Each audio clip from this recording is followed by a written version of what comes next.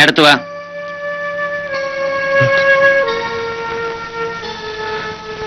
എന്താടാ നീ പരിങ്ങുന്നത്? രാമൻകുട്ടി അല്ലേ? അല്ല. അതെ. സുഗന്ധി മരിച്ച ദിവസം എന്താ ഉണ്ടായത്? പേടിക്കണ്ട, കണ്ടത് പറഞ്ഞാ മതി. മനക്കലെ പറമ്പില് എനിക്ക് 5-6 ചെത്തുതങ്ങുണ്ട്. സ്ഥിരമായിട്ട് ആരൊക്കെയോ വന്ന് കള്ള് കട്ട് കുടിക്കും. ഞാനത് ബ്ലാക്ക് വിൽക്കാന്ന് പറഞ്ഞ് കോൺട്രാക്ടർ ആണെങ്കിൽ ഡെയിലി വഴക്കാം. അങ്ങനെ ഒരു കള്ളക്കച്ചവടം ഉണ്ടോ തനിക്ക്? ഇല്ല സാർ, ഞാൻ അങ്ങനത്തെ ആളല്ല സാർ. ആ, എന്നിട്ട് കള്ളനെ പിടിച്ചോ? ഓ, എവിടെ കിട്ടാനാ സാറേ? ഇന്ന് മുതുപാതിരായ്ക്കാണെങ്കിൽ നാളെ കൊച്ചുകൊടുപ്പാങ്കാലത്തായിരിക്കും മോഷണം നടക്കുക. അങ്ങനെ മടുത്തിട്ടാ ഞാൻ അറ്റകൈ ചെയ്യാമെന്ന് വിചാരിച്ച്. അതെന്താ? കള്ളും കൊടുത്തി ചെവിയറിയാതെ നായങ്കരണപ്പൊടി കലക്കും. നായങ്കരണപ്പൊടിയോ? അതെന്തിനാ? അപ്പൊ പിന്നെ കള്ള് കട്ടുകുടിക്കുന്നവർക്ക് വയറിളകുകയും ദേഹാസകലം ചൊറിയുകയും ചെയ്യും. ആ, എന്നിട്ട്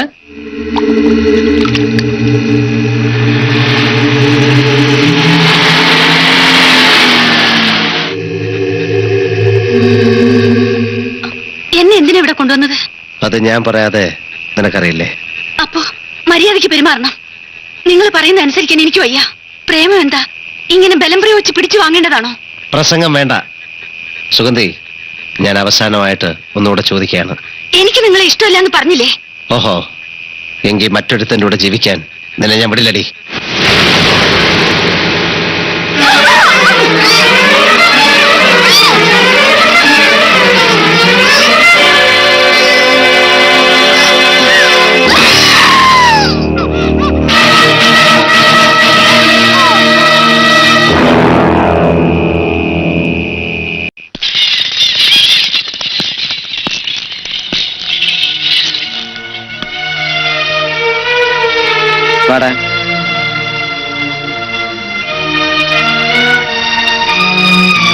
സുഗന്ധിയെ കൊന്നത് നീയാണോ? എന്തിനാ കൊന്നത്? വായി നാക്കില്ലടാ. ചോദിച്ചത് കേട്ടില്ലേ? നിങ്ങൾ തമ്മിൽ പ്രേമമായിരുന്നോ? എടാ, നിങ്ങൾ തമ്മിൽ ഇഷ്ടമായിരുന്നോന്ന്. എന്ത്? എടാ, നിങ്ങൾ തമ്മിൽ ഇഷ്ടമായിരുന്നോ? ഇഷ്ടമായിരുന്നു.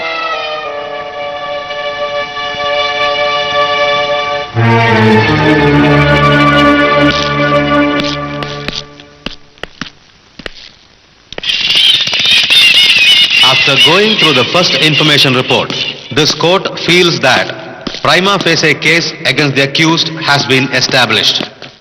Hence, the accused is ordered to be remanded to judicial custody for 15 days.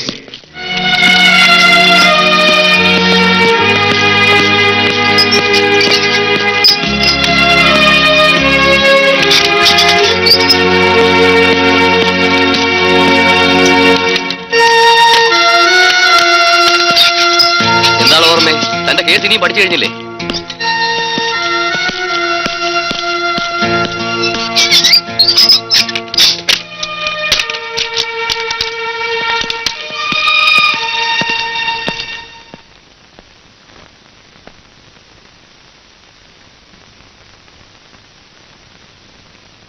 മാറി നിൽക്കടോ. വെട്ടം മറിയാതെ മാറി നിൽക്കാൻ.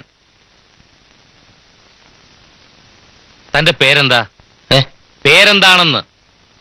അപ്പു. ഞാൻ വർമ്മ. ഒരു പബ്ലിക് പ്രോസിക്യൂട്ടർ എന്ന നിലയ്ക്ക് എങ്ങനെ ഗോപനോട് നന്ദി പറയണമെന്ന് എനിക്കറിയില്ല.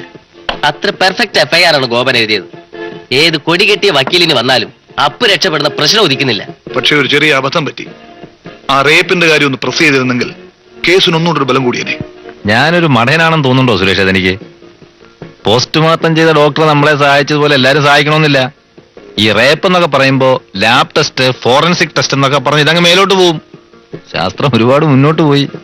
റേപ്പ് ചെയ്തവന്റെ കുലം ഏതാണെന്ന് വരെ പിടികിട്ടും. ആര് കൊടുങ്ങും? അത് പോയിന്റാ.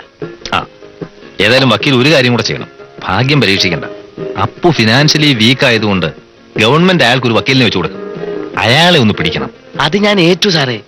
കൊലക്കേസിൽ പ്രതിഭാഗം വക്കീൽ എന്ന് പറയുമ്പോ ചാകര കിട്ടിയ മരക്കാന്റെ പരുവ. ഈ ചാകര ഇപ്പോ സർക്കാർ കൊടുക്കൂ? അത് നിങ്ങൾ അങ്ങ് കൊടുത്തേരെ. 10-20 വർഷം മലയായിലെ തേയിലത്തോട്ടങ്ങളിൽ കൂലിപ്പണി തുടങ്ങി മാനേജർ പണി വരെ ചെയ്ത് പാടുപെട്ടുണ്ടാക്കിയ കാശാണ്. അത് ഇന്ത്യയിൽ ഇൻവെസ്റ്റ് ചെയ്യാമെന്ന് പറഞ്ഞപ്പോ ആദ്യം മുതലേ ഭാര്യയും മക്കളും എതിരായിരുന്നു. പക്ഷെ ഞാനത് വകവച്ചില്ല. ഒന്നുമില്ലെങ്കിലും സ്വന്തം നാടല്ലേ. ബാങ്കുകളൊക്കെ ആദ്യം വലിയ സഹകരണമായിരുന്നു. Non resident Indian. കാര്യത്തിലടുത്തപ്പോൾ ഞാൻ അത്ഭുതം കണ്ടു. ശമ്പളം കൊടുക്കുന്ന ലേബേഴ്സിന്റെ പുറത്ത് എനിക്കല്ല അധികാരം. അത് യൂണിയൻ നേതാവെന്ന് പറഞ്ഞ വേറൊരുത്തനാണ്. ആദ്യമൊക്കെ ഞാൻ കുറെ കണ്ടും കണ്ടില്ല എന്ന് നടിച്ചു.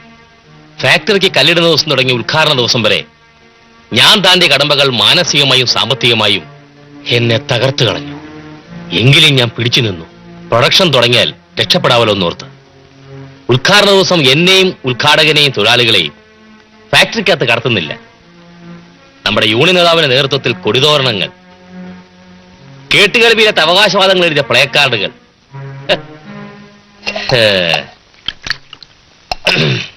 അക്രമത്തിലേക്ക് വഴുതി വീഴുന്ന ഒരുതരം ഖരാവോടെ ലൈൻ.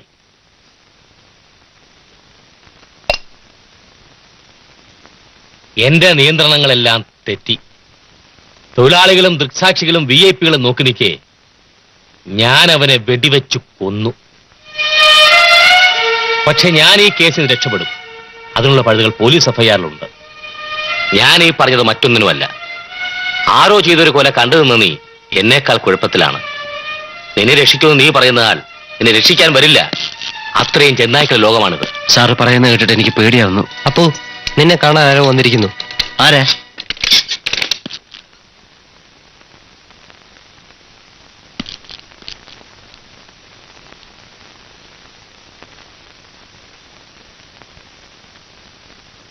അമ്മേ,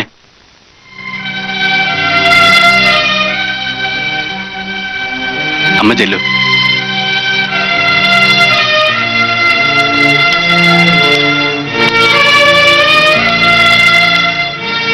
അമ്മ എന്താ ഒറ്റയ്ക്ക്?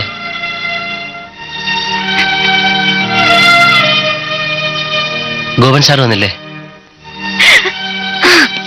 അമ്മേ. ആ, അപ്പുവിന് എന്നെ പരിചയമില്ലല്ലോ അല്ലേ? ഞാൻ പ്രഭാകരൻ, വക്കീലാ. അമ്മേ, എനിക്ക് അപ്പുവിനോട് ഇത്തിരി സംസാരിക്കാനുണ്ട്. മോനെ, നടന്നെല്ലാം വക്കീലിനോട് പറയണം. ഒന്നും മറക്കണ്ട. സർക്കാർ വക്കീലല്ല, അമ്മ കൊണ്ടുവന്ന വക്കീല. ഞാൻ പുറത്തിരിക്കാം.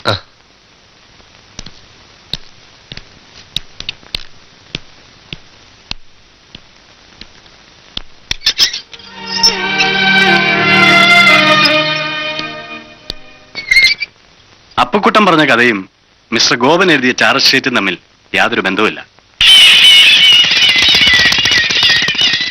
അപ്പു വിഷമിക്കാനൊന്നുമില്ല.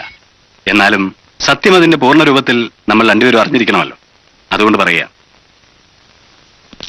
അടുത്ത കാലത്ത് ഞാൻ കണ്ടിട്ടുള്ള FIR-ൽ ഇത്രയും പെർഫെക്റ്റായി പ്രിപ്പയർ ചെയ്തിട്ടുള്ള ഒരെണ്ണം ഞാൻ കണ്ടിട്ടില്ല. ഒറ്റ നോട്ടത്തിൽ നിനക്ക് രക്ഷപ്പെടാനുള്ള പഴുതുകളൊന്നുമില്ല. ഇല്ല സാർ. ഗോപൻ സാറ് അങ്ങനെ എന്നെ ചതിക്കോ? ഇല്ല. ഗോപൻ ചതിച്ചു എന്ന് ഞാൻ പറഞ്ഞില്ല. പക്ഷെ സാഹചര്യ തെളിവുകളും സാക്ഷിമൊഴികളും ആ രീതിയിലാണ്. പ്രത്യേകിച്ച് നീ കൊല നടത്തുന്നത് കണ്ട ഒരാളുണ്ട്, ദൃക്സാക്ഷി. ദൃക്സാക്ഷിയോ? ആരെ? രാമൻകുട്ടി. രാമൻകുട്ടിയോ? ഇല്ല സാർ, അങ്ങനെ വരില്ല. അവൻ ചെത്തുതെങ്ങിന്റെ മുകളിൽ ഇരിക്കുകയായിരുന്നു. നീ കാറിൽ വന്ന് സുഗന്ധിയുമായിട്ട് എന്തൊക്കെയോ പറഞ്ഞ് തെറ്റി അവളെ കുത്തിക്കൊല്ലുന്നത് അവൻ കണ്ടു. കള്ളമാണ് സാർ, കള്ളം എന്നാണ് അവൻ DSP കൊടുത്ത മൊഴി. രാമൻകുട്ടി അങ്ങനെ? ഇല്ല സാർ, അവൻ അങ്ങനെ പറയില്ല.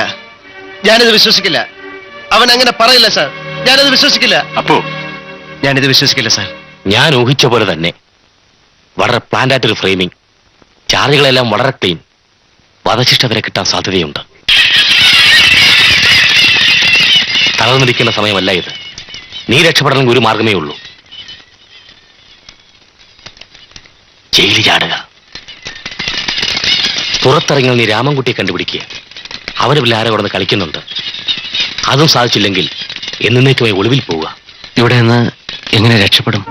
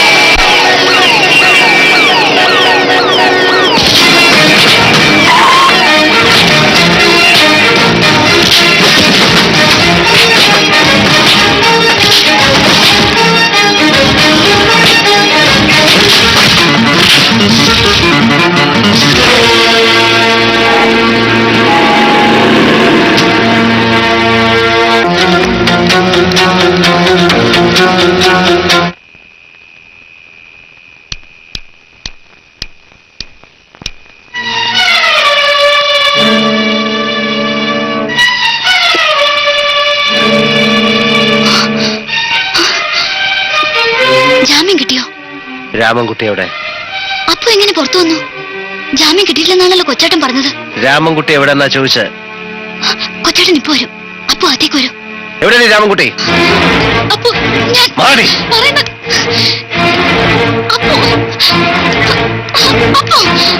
അപ്പൊ എന്തിനാ വന്നേ?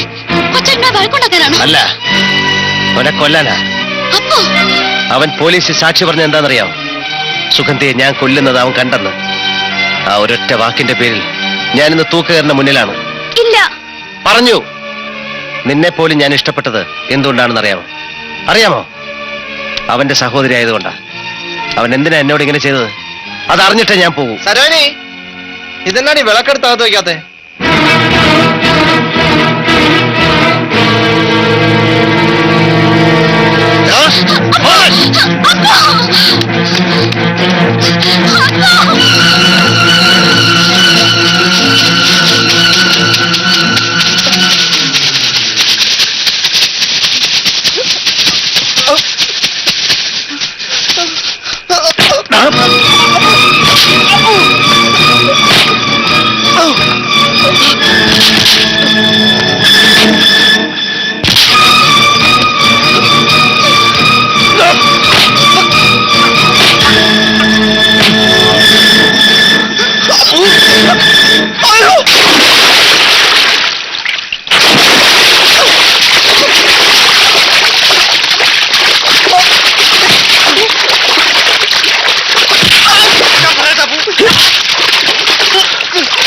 ഞാൻ പറയാം. കൊല്ലല്ലേ അപ്പു.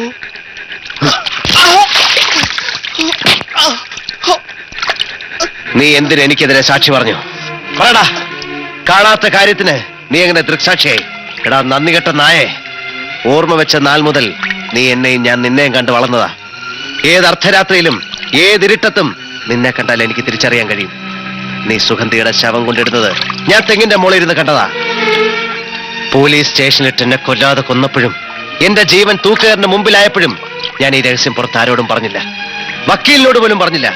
എന്തുകൊണ്ടാണെന്നറിയാമോ? അറിയാമോ നിനക്ക്? നീ രാമൻകുട്ടി ആയതുകൊണ്ട്. ഈ കൊലയിൽ നിനക്ക് എന്താ പങ്ക്? പറയടാ, നീയാണോ കൊന്നത്?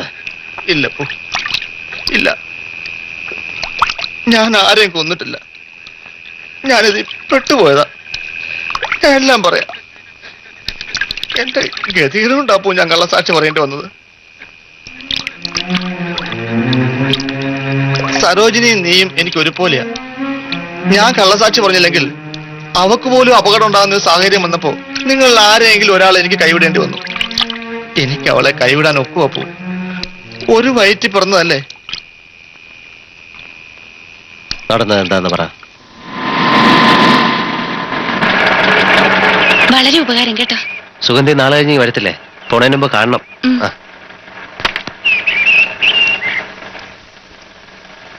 പറ്റേ.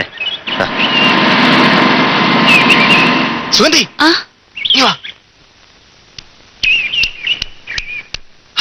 നീ എന്തിനാ അപ്പുവിന്റെ കടയിൽ കയറി വന്നത്? അവന് സംശയം തോന്നത്തില്ലയോ? ഇല്ല, ഞാൻ വീട്ടിൽ പോവാണെന്നാ പറഞ്ഞത്. ആ എന്തുവാണ്? വാ. ചേട്ടാ, ചേട്ടൻ ഉള്ളത് കൊണ്ടാ ഞാൻ വരുന്നത്. എനിക്ക് പേടിയാ. ഓ, എന്താ പേടിക്കാനാ? അങ്ങോട്ട് ചെല്ലണം, ഡയറക്ടറെ കാണണം, സന്ധ്യയ്ക്ക് മുമ്പ് പോരണം.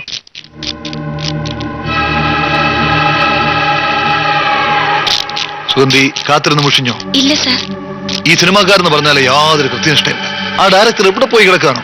ഇരിക്കൂ, കമോൺ ഇരിക്കുന്നേ. സുഗന്ധിക്ക് വേണ്ടിയാണ് ഞാൻ ഈ ലക്ഷങ്ങൾ മുടക്കുന്നത്. ഡാൻസിന് പ്രോമിനൻസ് ഉള്ള ഒരു സബ്ജക്ട് സെലക്ട് ചെയ്യാൻ ഡയറക്ടറോട് പറഞ്ഞു കഴിഞ്ഞു. Thank you sir. Sorry, with your permission. എന്താ സാർ ഡയറക്ടർ വരാൻ വൈകുന്നത്? അത് കൊള്ളാം. വലിയ വലിയ സിനിമാ നടികൾ ഒരു അങ്ങനെ കാത്തിരിക്കല്ലേ? അങ്ങനെ സുഗന്ധിക്ക് വേണ്ടി കാത്തിരിക്കൂ. വലിയ ആളല്ലേ?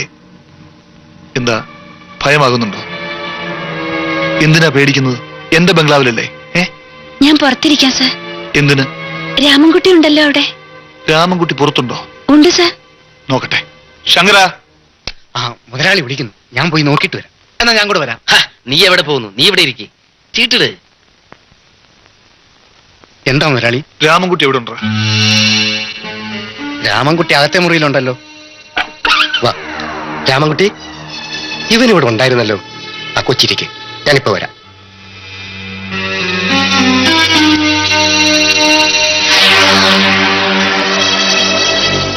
സംവിധാനം വന്നില്ലേ? അയാൾ ഇപ്പൊ വരും.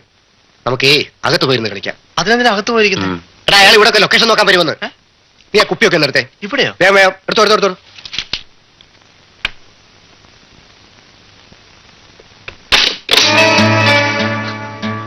സാർ, രാമൻകുട്ടി ഇതുപോലുള്ള കലാപരമായ കാര്യങ്ങൾ സംസാരിക്കുമ്പോ ഒരു ചെത്തുകാരൻ എന്താ കാര്യം? ഞാൻ പുറത്തിരിക്കാം സാർ. പുറത്ത് നല്ല മഞ്ഞുണ്ട്, തണുക്കും, പനി വരും. എനിക്ക് പോണം സാർ. ഇല്ല മോനെ.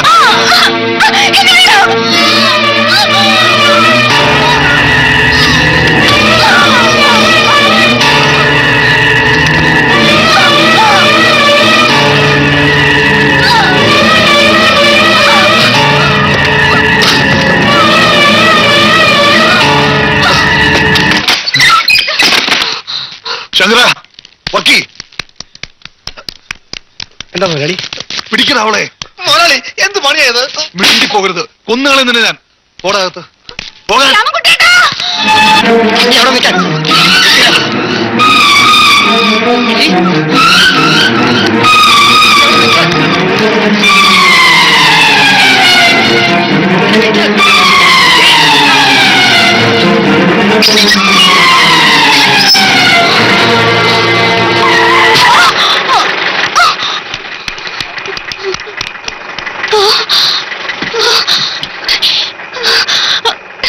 സാർ, രക്ഷിക്കണം sir.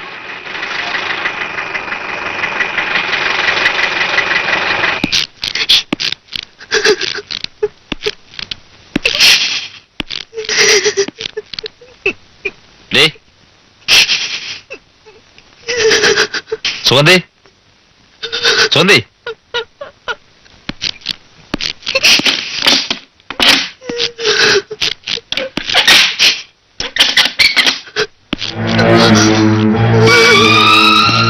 Suresh, thank you. Good night. ഏയ്, അങ്ങനെ അങ്ങ് പോയാലോ? പറയടാ, എന്തോന്ന്? എങ്ങനുണ്ട്?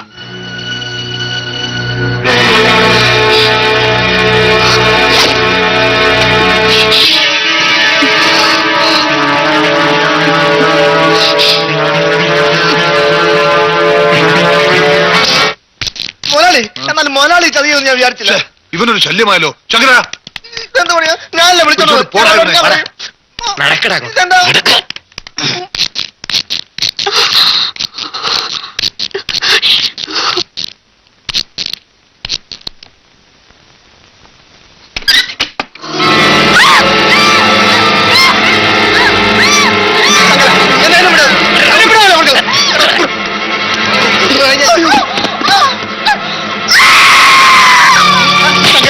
അവരാ പെണ്ണെ കൊല്ലും, അവളെ കൊല്ലും. മിണ്ടിപ്പോരുത്. തന്നെ കാണിക്കുന്നത്. നിർത്തടാ. എന്താ മുതലാളി? ഒരു കയ്യബദ്ധം പറ്റി.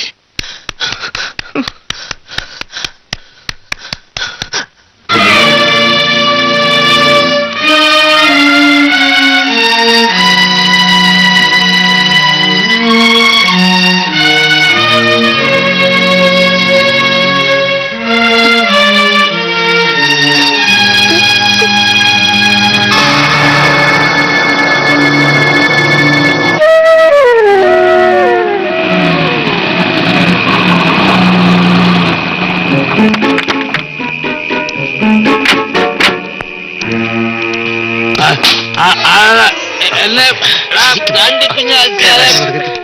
ഒരു ഷാപ്പിൽ തുറക്കി വിട്ടിട്ടില്ല. പറയാം, കേറിയിട്ട് പറയാം. ഞാൻ തീരെ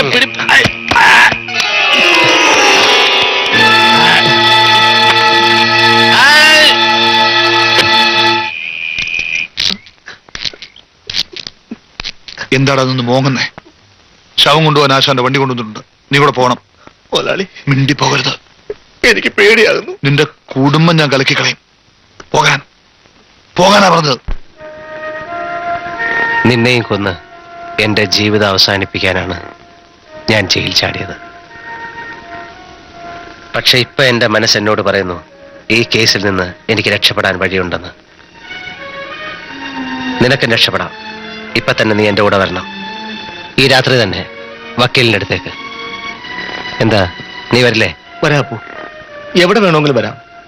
നിന്നെ മുഖത്തോട് മുഖം കണ്ടുമുട്ടുന്ന ഒരു നിമിഷത്തെ മാത്രമേ ഞാൻ ഭയപ്പെട്ടിരുന്നുള്ളൂ. അത് കഴിഞ്ഞല്ലോ. ഇനി എവിടെ വേണമെങ്കിലും വരാം. ഏത് കോടതിയിലും ഞാൻ സത്യം പറയാം.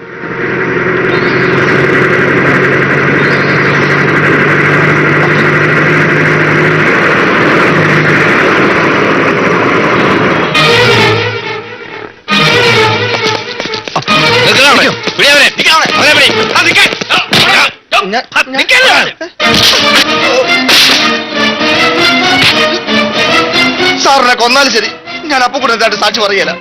ഞാൻ അവനോട് സത്യം മുഴുവൻ പറഞ്ഞു.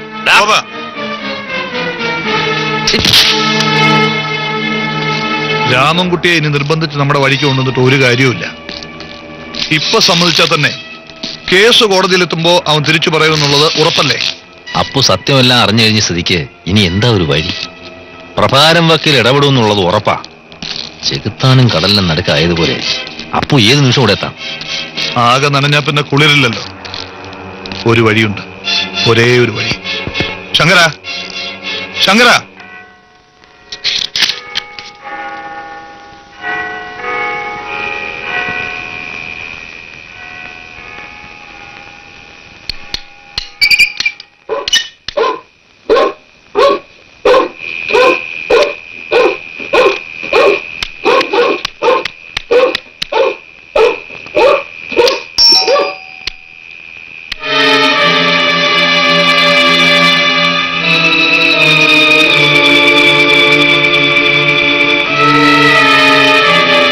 നീ ജയിലിൽ ചാടിയോ? ഇപ്പൊ ഉള്ള കേസിൽ നിന്ന് നിന്നെ എങ്ങനെ രക്ഷപ്പെടുത്തണമെന്ന് വിചാരിച്ച് തല പോവുകയാണ് ഞാൻ ദിവസങ്ങളായിട്ട്. അതിനിടയിലാണ് ഒരു ജയിലിയാട്ടം. സാർ ക്ഷമിക്കണം. സാർ എത്ര തലപോഞ്ഞാലും ഞാൻ രക്ഷപ്പെടില്ലെന്ന് സാറ് തന്നെ സൂചിപ്പിച്ചതല്ലേ. ഒരാവേശത്തിനാണ് ഞാൻ ജയിലിൽ ആടിയത്. എങ്കിലും അത് നന്നായെന്ന് എനിക്കിപ്പോ തോന്നുന്നു. ഞാൻ രാമൻകുട്ടിയെ കണ്ടു. അവനെല്ലാം എന്നോട് തുറന്നു പറഞ്ഞു സാർ. എന്നിട്ട് രാമൻകുട്ടി